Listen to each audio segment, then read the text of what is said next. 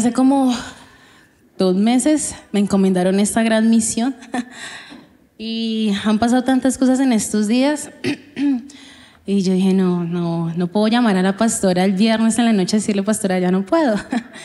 Y más que ya llevaba varios días pidiéndole a Dios por esta palabra.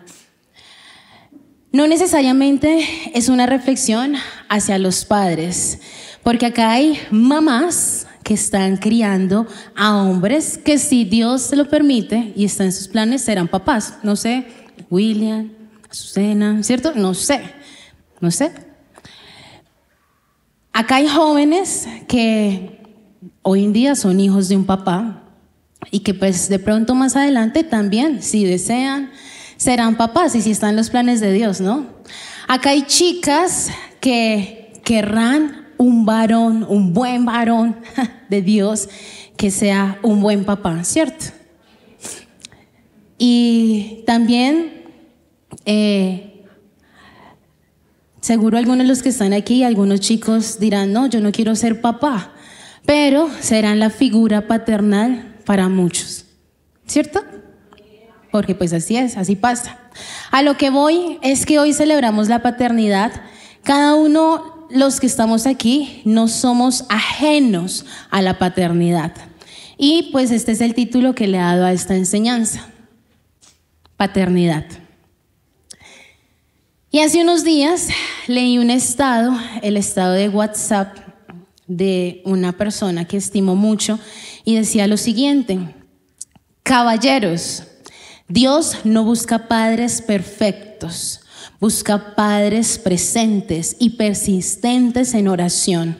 Hoy Él te llama a levantar un altar en tu hogar, a clamar por tus hijos, a no rendirte aunque parezca que están lejos. Tus oraciones no son en vano. Decía, te espero mañana, pues porque van a tener un tiempo de oración. Y me gustó esto porque me hizo pensar en esos aspectos, en padres presentes, persistentes en oración, que levantan un hogar, que forman un altar para Dios, que claman por sus hijos. Los que lo hacen digan amén, amén, amén. Que no se rinden, o bueno, que no se rinden ante las circunstancias, sino ante Dios. ¿Qué es ser padre?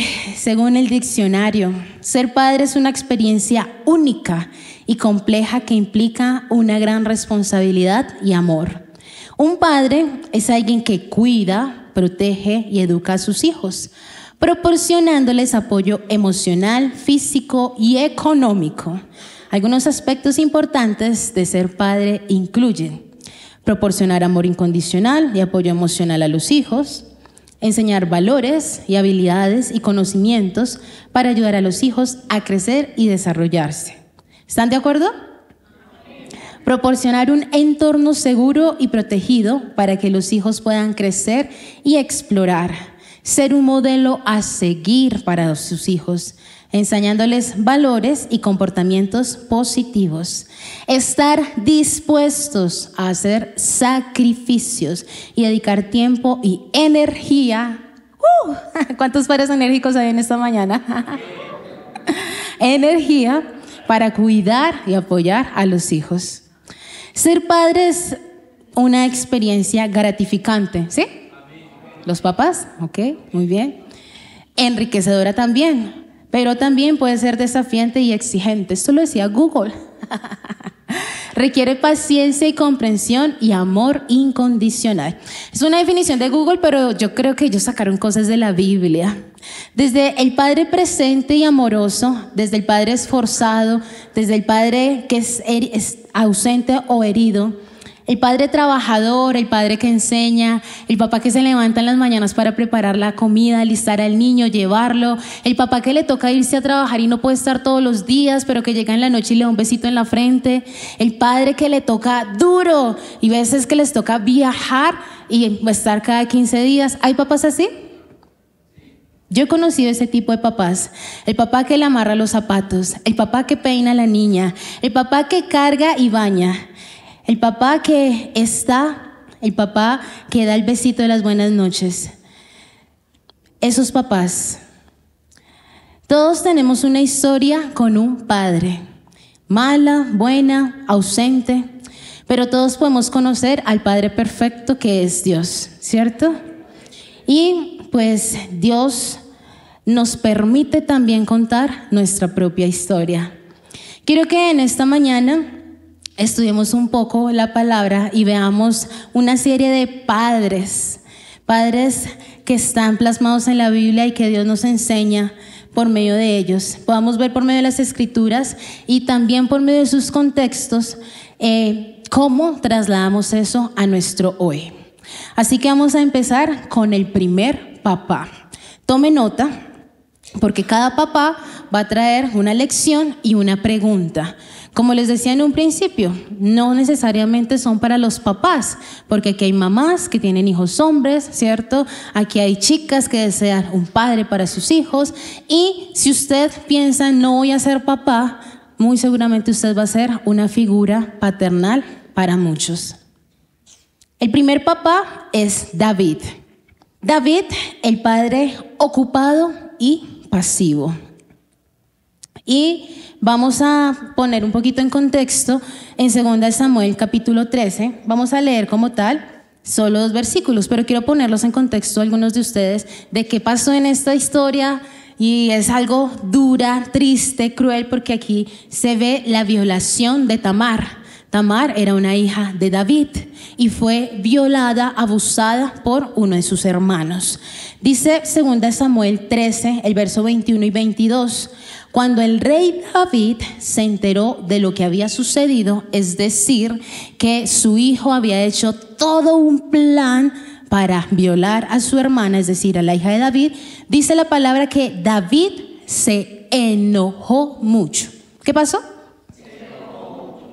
Absalón nunca habló de esto con Amón, sin embargo, lo odió profundamente por lo que había hecho a su hermana.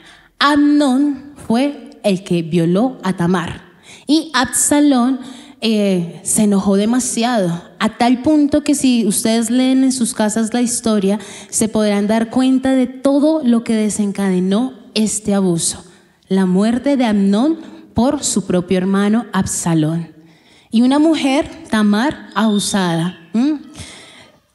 Pero me centro en algo que es lo que leímos.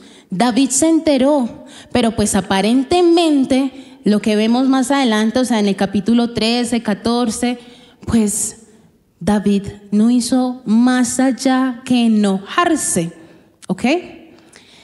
Dice Primera de Reyes 1:6. Ahora bien, su padre, el rey David, jamás lo había disciplinado. Ni siquiera le preguntaba, ¿por qué haces esto o aquello? Adonías había nacido después de Absalón y era muy apuesto. David había tenido varios hijos, ¿sí? Y aquí vamos a hablar es de Adonías. Resulta que Adonías estaba reclamando el trono porque David ya estaba entrando en la vejez, ya estaba algo como achacadito, entonces como quien dice, no, pues yo me voy a lanzar. David ya estaba algo lleno de años y su hijo se estaba proclamando rey, es decir, Adonías. Sin embargo, David quería que pues el rey fuera Salomón. Entonces, mientras que Adonías estaba haciendo campaña política, pues para ser el rey, David pues dijo, no, yo quiero que sea Salomón. Digo yo, no está netamente en la Biblia, pero creo yo que pues hace poco hacíamos un estudio en el grupo Alabanza y yo les decía, yo creo que David quería que Salomón fuera el rey, porque pronto él tenía ahí en su corazón que pues el primer hijo con Betsabé, Salomón era hijo de Betsabé. Betsabé fue la que vio desde la ventana, ¿sí? Ya, para que conecten. Ok, el primer hijo de David y Betsabé, cuando nació, él murió, ¿correcto? Él murió. Entonces después nació otro hijo que se llama Salomón, pero pues Salomón no era el primogénito. ¿Quién va a suceder o quién va a ser un rey? Pues debería ser el primogénito, ¿cierto? Pero no, resulta que David quería, insistió en que fuera Salomón, ¿sí? Pero en medio de esto, pues Adonías Él quería ser el rey y pues se lo merecía porque era el primogénito, ¿cierto? Él sí era el primogénito. Imagínense, vienen y le cortan la cara. No, es que yo no quiero que sea usted. Pues este hombre se está proclamando rey y de hecho tenía seguidores. Dice en 1 Reyes 1:6 que su padre, el rey David, jamás lo había disciplinado. David fue un gran rey, pero como padre tuvo deficiencias. No corrigió a Amnón, el que abusó de su hija Tamar. No corrigió a Absalón. Absalón en la historia lamentablemente muere, ¿sí? Fue un padre permisivo. No tenía una comunicación franca con sus hijos. Y esto es necesario. Hace muchos años, aquí en la iglesia, por medio del pastor, nos enseñaban acerca de la franqueza. Y aparentemente, pues David no era franco. Esas llamadas conversaciones incómodas, ¿les ha tocado? Mi jefe me dice que cada vez más las conversaciones incómodas serán más incómodas, pero toca hacerlas, son necesarias.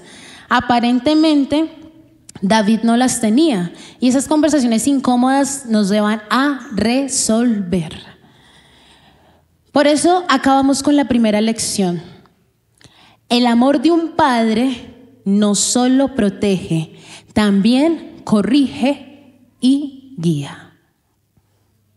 Porque David, por más buen rey que era, pues no corrigió, no disciplinó, solo se enojó y no fue más allá de conocer qué pasaba al interior de sus hijos. Si permites todo hoy, le estás enseñando a tu hijo, pues que así pueda hacerlo mañana. Que siempre debe ser así y es necesario corregir y guiar por el buen camino. ¿Eres un padre de nombre o estás para corregir e instruir al niño en los buenos caminos? Cada lección, como les decía, vendrá con una pregunta. Y la primera pregunta que quiero darles en esta mañana es: ¿estás presente? O más bien, pregúntense en ustedes, ¿estoy presente en la vida de mis hijos o simplemente existo en la casa? Y ustedes dirán, ¿pero qué, Liliana? La idea es celebrar, no que nos dé duro. Pero yo les invito a que recibamos todo de parte de Dios. Amén. Vamos con otro papá. Jairo, el padre que busca a Jesús por su hija. Y aquí también hay una historia bien hermosa. Y quiero y espero, verdad, que usted logre identificarse con estos padres. Dice Marcos, capítulo 5, del verso 22 al 24. Entonces llegó uno de los líderes de la sinagoga local, llamado Jairo. Cuando vio a Jesús, cayó a sus pies y le rogó con fervor. Mi hijita se está muriendo, dijo. Por favor, ven y pon tus manos sobre ella para que se sane y viva. Jesús fue con él y toda la gente le siguió, apretujado a su alrededor. Jairo no se avergonzó de buscar a Jesús públicamente.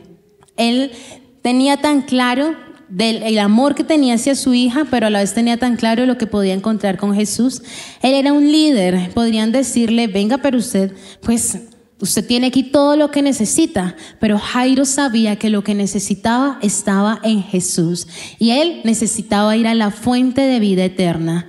No le importaron las multitudes. Ese papá tenía una fe, una convicción tan clara que no le importó nada y fue hasta el lugar. Él necesitaba alcanzar a Jesús. Yo me imaginaba algo así como Transmilenio a veces, porque dice que, estaban apretujados. Yo imagino una multitud y usted está en el primer vagón, ahí para los humildes que andamos en Transmilenio, Si usted está en un vagón y le toca irse hasta el otro, y con permiso, con permiso, con permiso. Ay, sí. Uy, yo hace poco tuve una experiencia terrible en Transmilenio, literal me mechonearon y yo, ¿pero qué es esto? A veces falta tanta cultura y civilización.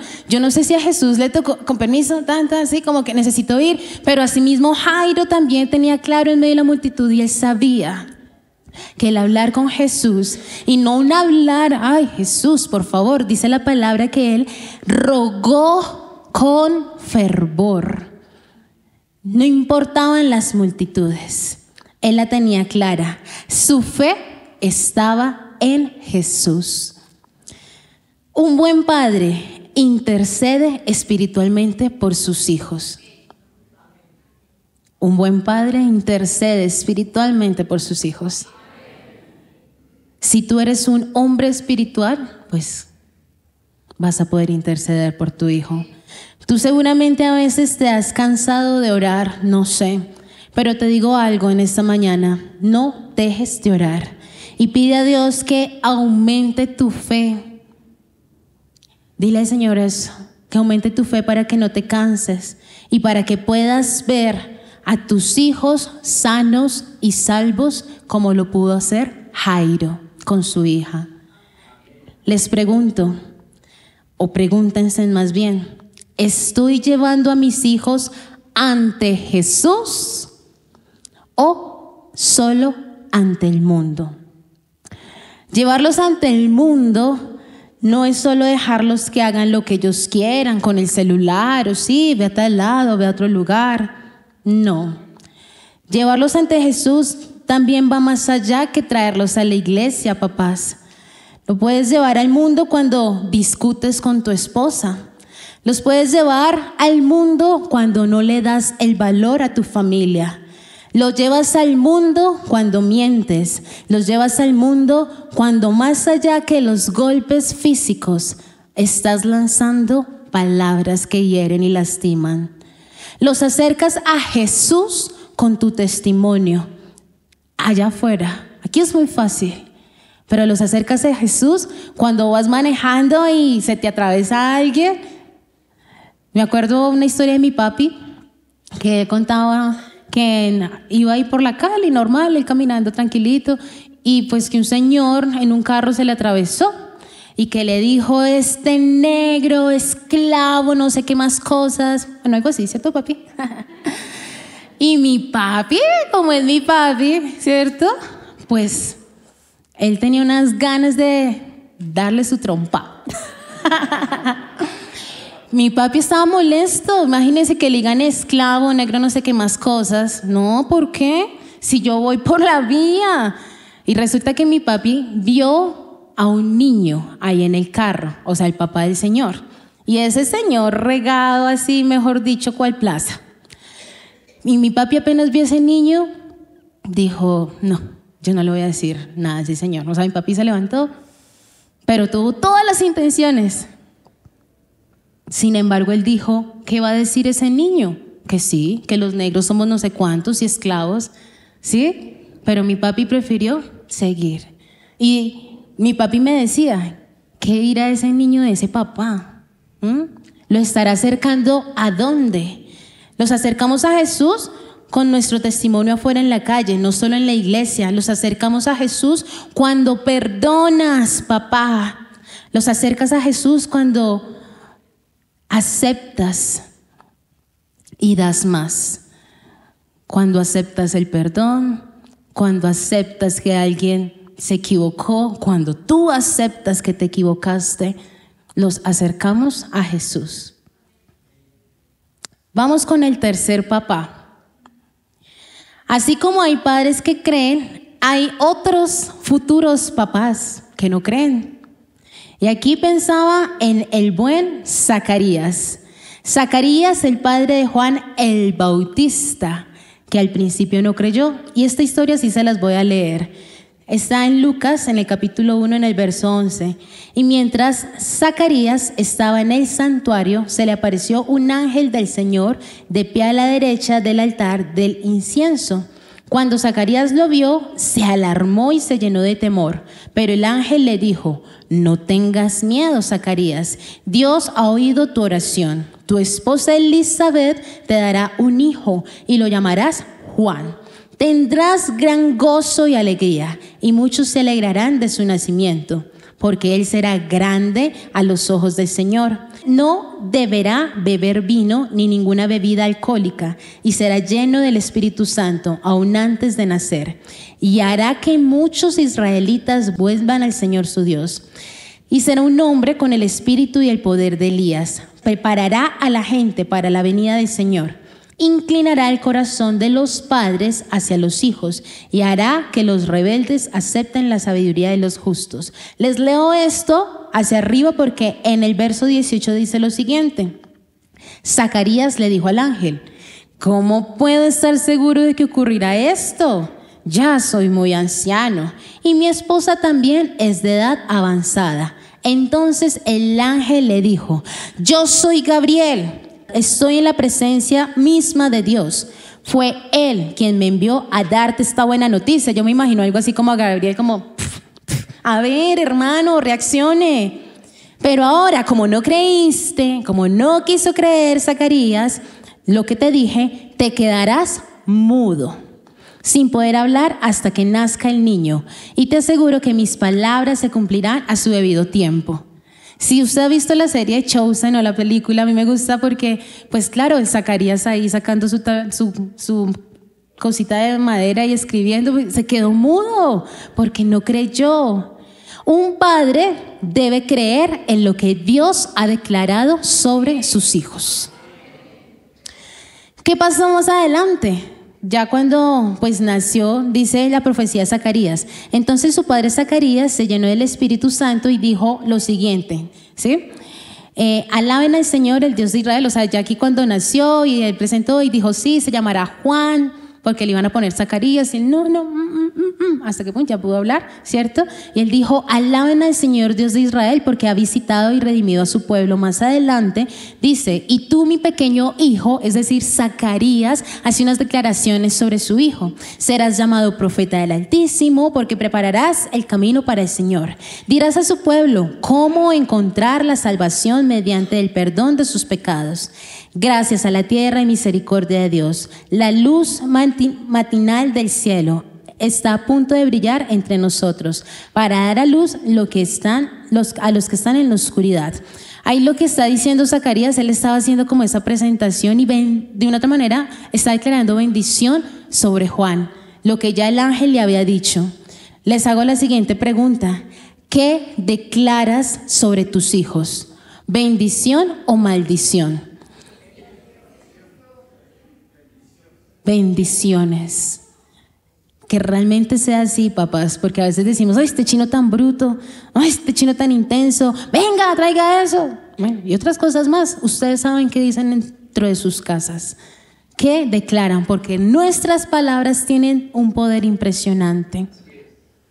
Vamos con el cuarto papá, Jacob, el padre de José. El padre que tiene favoritismos. Aquí en Génesis, en el capítulo 37, vemos la historia de José el soñador, ¿cierto? Y lo que generaban los sueños de José con sus hermanos. Pero también vemos las acciones de un padre que amaba a su hijo, pero en medio de eso había como una diferenciación. Vamos a ver qué dice Génesis 37, del 3 al 4. Jacob amaba a José más que a sus otros hijos, porque le había nacido en su vejez.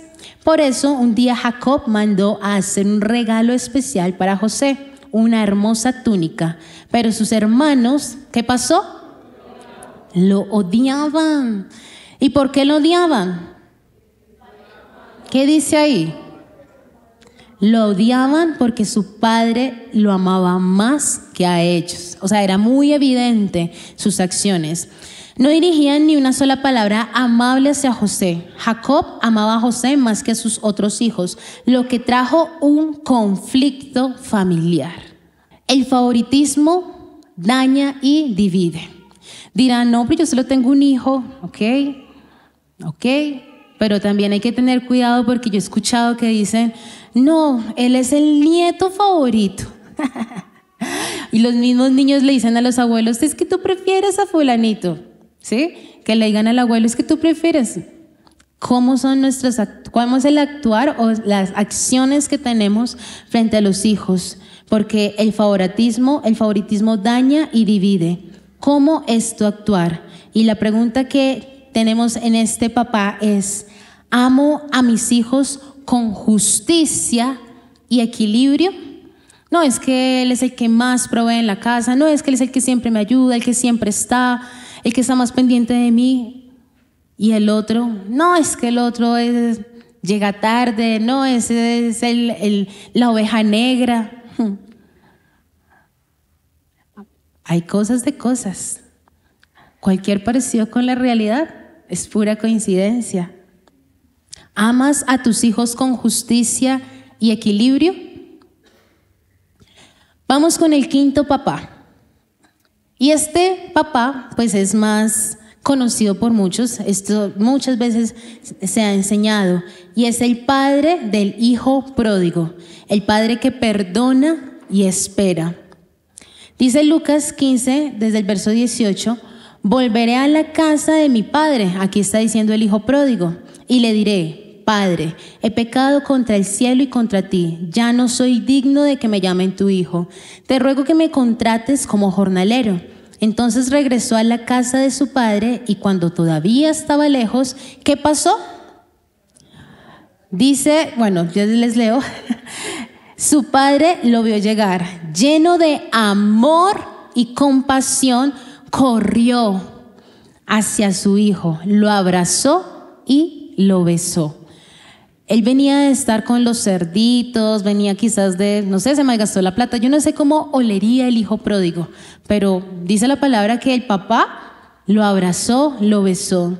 Este padre representa el amor incondicional, la espera paciente y el perdón total de un papá. Que pese a que su hijo toma decisiones, porque nuestros hijos o todos tomamos decisiones, Dios nos dice en su palabra, he aquí, yo pongo delante de ti la vida, la muerte. Decide, escoge vivir, pero finalmente tú decides. Y ni Dios nos obliga. Dios nos ha dado ese libre albedrío para que decidamos. Pero claramente como padres duele que nuestro hijo tome una decisión que uno dice, pero pese a eso, es importante estar. Es importante estar para ellos.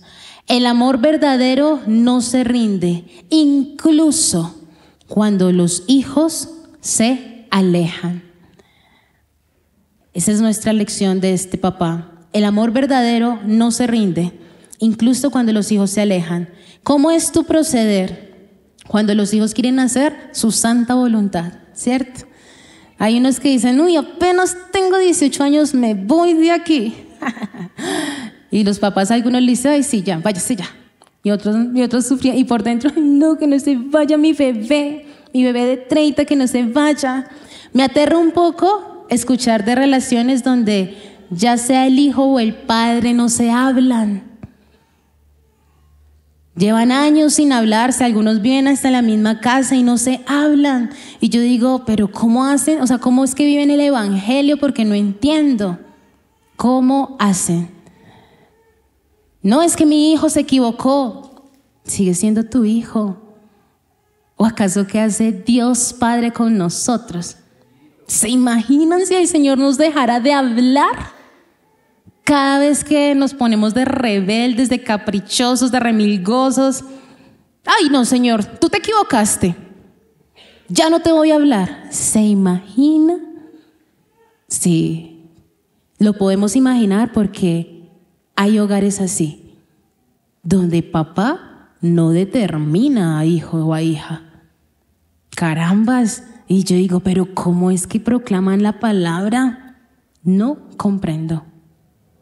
Pero no es el caso de los padres maravillosos de ICDC Bosa, ¿cierto? ¿Estoy listo para perdonar? Es la pregunta, porque el papá del hijo pródigo perdonó. ¿Puedo reflejar al Padre Celestial? Les pregunto eso, papás. ¿Están listos para perdonar? porque Dios ya te perdonó. Vamos con el sexto papá. José, padre adoptivo de Jesús. Un padre obediente y un padre protector. En Mateo, en el capítulo 1, vemos como el desenlace de esta historia, en este relato de cómo nació Jesús el Mesías. Su madre, María, estaba comprometida para casarse con José, pero antes de la boda, pero antes de que la boda se realizara, mientras todavía era virgen, cuando ella quedó embarazada, así como Juana la Virgen. La novela salió por María. María estaba embarazada y era virgen. Imagínense la reacción de José. Pero pues, ¿qué van a decir? O sea, ¿y ahora yo cómo le hago? Pese a esto, pues José era su prometido, era un hombre justo y no quiso avergonzarla en público. Por lo tanto, él decidió romper el compromiso en privado. Pero pues, ¿qué pasó? Mientras él consideraba esa posibilidad, un ángel del Señor se acercó, se apareció a José en un sueño, donde le dijo: José, hijo de David, le dijo el ángel, no tengas miedo de recibir a María por esposa, porque el niño que lleva dentro de ella fue concebido por el Espíritu Santo, y tendrá un hijo y lo llamará Jesús, porque él salvará a su pueblo de sus pecados. A pesar de no ser papá biológico, José cuida de Jesús, lo protege, lo guía como a su propio hijo, pues era su hijo. Con obediencia hacia Dios, porque él estaba obedeciendo las palabras del ángel. El ponerse la camiseta y ponerse la actitud de papá, aunque no tenga su sangre. Y es así, ¿cierto? Porque ¿cuántos papás o cuántos hombres, más bien, cuántos hombres que por alguna razón no pueden tener hijos? ¿Y cuántas mujeres hay en nuestro alrededor o que conocemos que están ahí dándole duro con sus hijos solas, porque un padre decidió irse? Pero ahí es donde llega otro hombre que se pone la camiseta de papá y dice: vamos a hacerle, ¿cierto? Vamos a criar ese hijo juntos. No es de mi sangre, pero yo me pongo la camiseta de papá. La paternidad es más que sangre, es responsabilidad, es obediencia, es servicio. Y de verdad, creo que hay tantas mujeres, somos tantas mujeres. Y este fin de semana estuve en Montería y viendo mis amiguitas de la infancia, y tienen una cantidad de hijas y eso se multiplican y yo digo, y tienen más hijos y más hijos y más hijos y más hijos. Y de verdad que también veo hombres que se acercan a ellas y se acercan con la intención, o bueno, ¿qué ha pasado?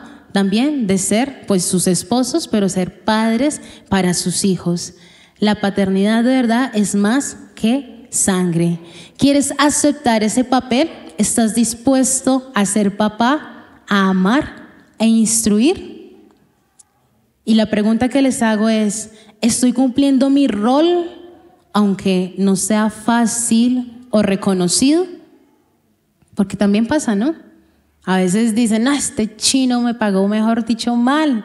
Yo sé que no dan para esperar algo a cambio, pero a veces no nos portamos tan bien los hijos. Sin embargo, así como José, les invito a que sean obedientes e instruyan a sus niños. Y vamos con el séptimo papá. Hemos llegado al número 7. Es un símbolo de perfección, plenitud y pues ser completo, ¿no? Y la verdad, en el momento que estaba desarrollando esa enseñanza, de verdad, pues no sabía que iban a salir, que iba a llegar al número 7 con Dios Padre, el modelo perfecto. Y quiero que cierre sus ojos un momento.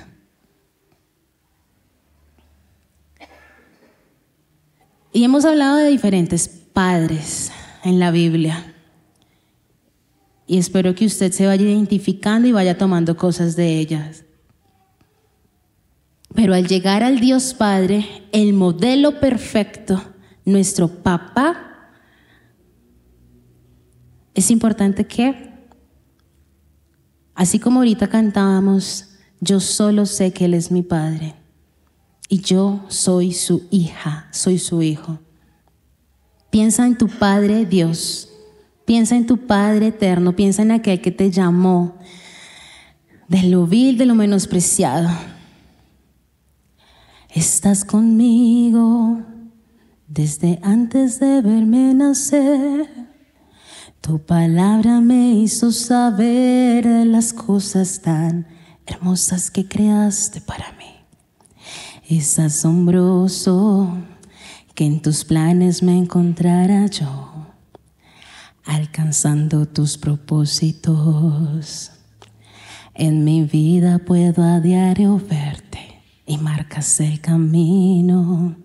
Estás conmigo desde la noche hasta el amanecer. Cada momento he podido ver que tu favor me guía a cumplir lo que tú quieres para mí. Eres el Padre que siempre soñé, mi amor eterno, mi razón de ser, mi dulce compañía en cada uno de mis días. Eres el Padre que siempre soñé. Estás conmigo a pesar de los errores que sabes bien pudiera cometer. Me ayudas a permanecer de pie ante la vida. Estás conmigo desde la noche hasta el amanecer. Cada momento he podido ver que tu favor me guía a cumplir lo que tú quieres para mí. Eres el Padre que siempre soñé, mi amor eterno, mi razón de ser, mi dulce compañía en cada uno de mis días. Eres el Padre que siempre soñé. Dios Padre, el modelo perfecto. Dios es proveedor, protector, perdonador, quien disciplina, el Padre cercano. Dios es, como dice Mateo 6:9, es nuestro Padre nuestro. Chévere decir eso, Padre mío. Quiero invitarle a que diga eso, Padre mío. Con propiedad, con seguridad. Padre nuestro, tú que estás en los cielos. Dice el Salmo 103:3, el Señor es como un padre con sus hijos, tierno, compasivo con los que le temen. Quería como condensar esto en un versículo, pero es que es imposible.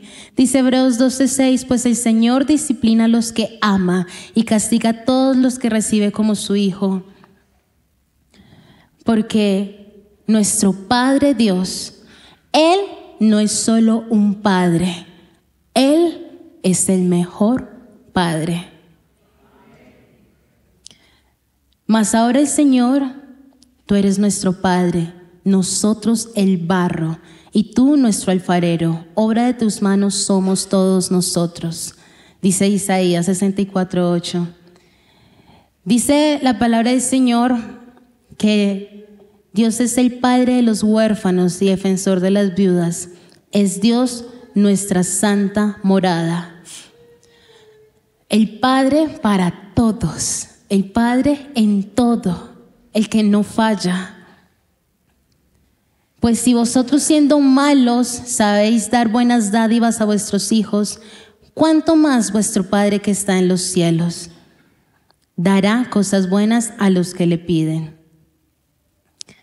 Y la pregunta con la que quiero cerrar esta enseñanza es, ¿conozco a Dios como Padre o solo como juez y figura lejana? o solo como el Señor que me da, solo como el Dios para pedirle y pedirle, o también lo conozco como mi alfarero. Él no es solo un padre, es el mejor papá. Padres trabajadores y cansados que lo dan todo por sus hijos.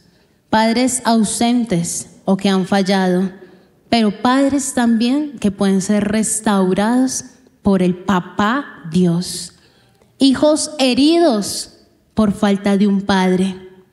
Les quiero decir algo, hijos, que está en la palabra del Señor. Aunque tu Padre terrenal te falló, tu Padre celestial nunca te dejará. Salmo 27:10. Padres que reflejan a Dios con su vida. Papás, sigan el ejemplo de los hombres que buscaron a Dios. Tengan en cuenta lo que hemos visto en esta mañana. Hay que hablar, hay que corregir, hay que tener conversaciones incómodas, difíciles. Hay que tener fe, hay que perseverar, hay que clamar con fervor. Hay que escuchar, hay que ser obedientes.